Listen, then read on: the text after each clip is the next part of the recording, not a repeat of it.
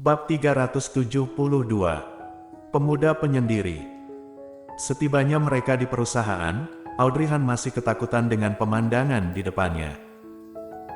Awalnya, dia berpikir bahwa perusahaan yang didirikan seharusnya hanyalah sebuah perusahaan kecil, dan skalanya tidak terlalu besar.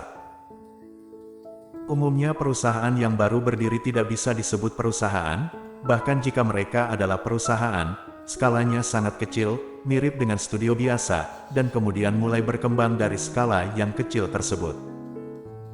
Audrey Han hanya tidak menyangka Andre Han ternyata telah menyiapkan bangunan besar untuknya. Meskipun tidak sebanding dengan bangunan Hans Corp, tetapi hampir sama jika dibandingkan dengan bangunan di sekitarnya.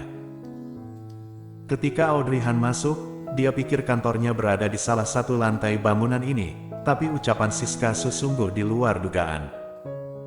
Seluruh bangunan disiapkan oleh Tuan Han untuk Nona Audrey.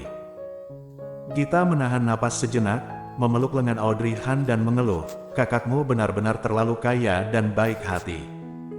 Memang benar dia kaya, dan benar baik hati.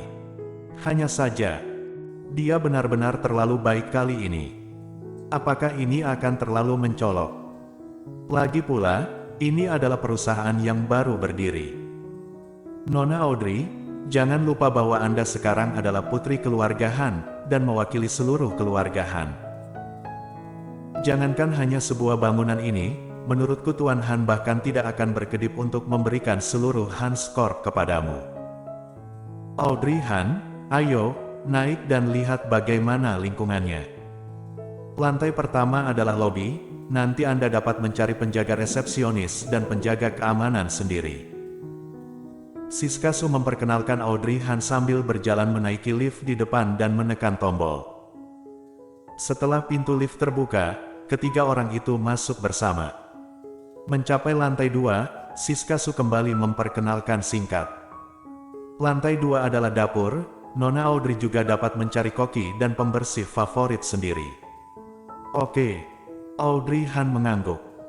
Tak disangka, kakaknya berpikir sangat perhatian, dia hanya memberinya tim, dan sisanya diserahkan padanya. Bagus sekali. Lantai 3 adalah kantor karyawan, hari ini. Mereka semua ada di sini, menunggu untuk melihat bos baru mereka. Mendengar bahwa orang-orang dari tim berada di lantai 3, dan mereka sedang menuju ke lantai 3, belum sempat Audrey Han merespon, Gita sudah gugup terlebih dahulu. Apakah kita akan bertemu mereka? Tiba-tiba aku sangat gugup, apakah mereka akan memandang rendah kita? Mendengar ini, Siska Su meliriknya dan berkata sambil tersenyum, Gita, jangan gugup. Secara logika, kamu adalah asisten Audrey dan seharusnya adalah atasan mereka. Audrey Han mengangguk, "Yah, nanti aku akan mengatur posisi untukmu, jadi kamu tidak perlu gugup dan takut lagi." Gita merasa seperti sedang berhalusinasi begitu mendengar ucapannya, tiba-tiba saja dia akan naik jabatan. Wow!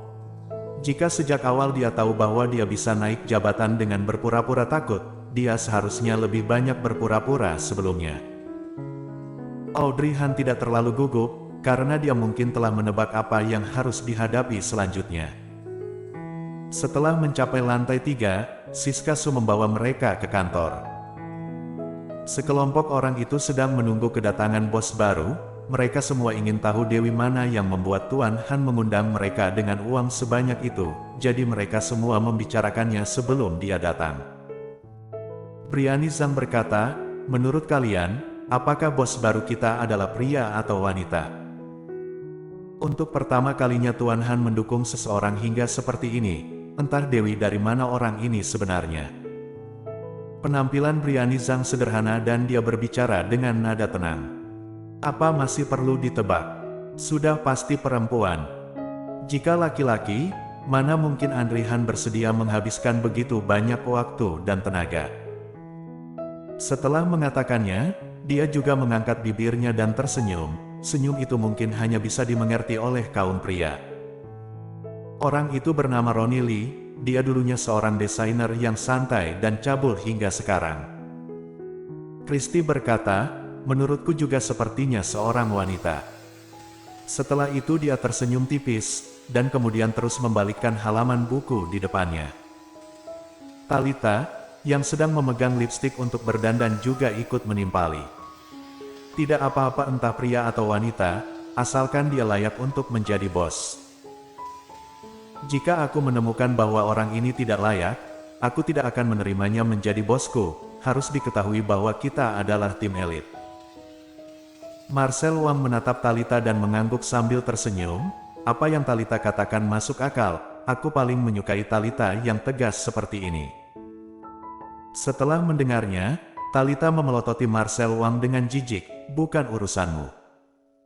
Marcel Wang terus menatapnya sambil tersenyum. Melihat hal ini, Stephanie Xiao tidak mengatakan apa-apa. Sebagai gantinya, dia melihat pria muda yang duduk di belakang dan bertanya dengan pelan, "Jason, bagaimana menurutmu?" Pemuda itu mengenakan t-shirt putih, dan poninya menutupi matanya. Dia menundukkan kepalanya, entah apa yang dia pikirkan. Sinar matahari di luar jendela masuk dan menyinari pemuda itu, membuatnya terlihat sangat menawan.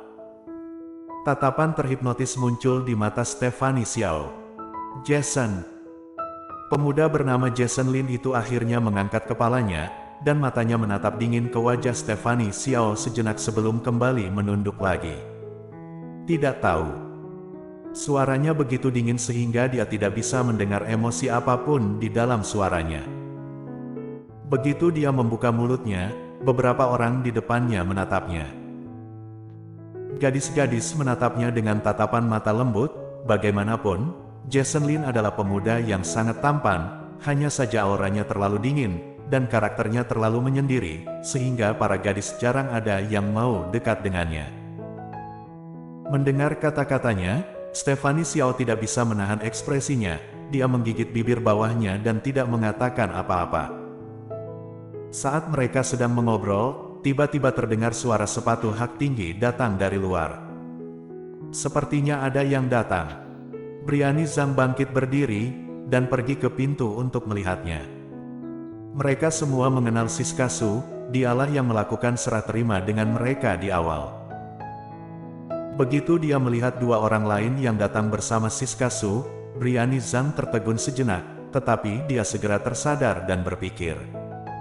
Siapa dua orang ini? Briani Zhang. Ketika Siska Su melihatnya, dia memanggilnya. Sekretaris Su.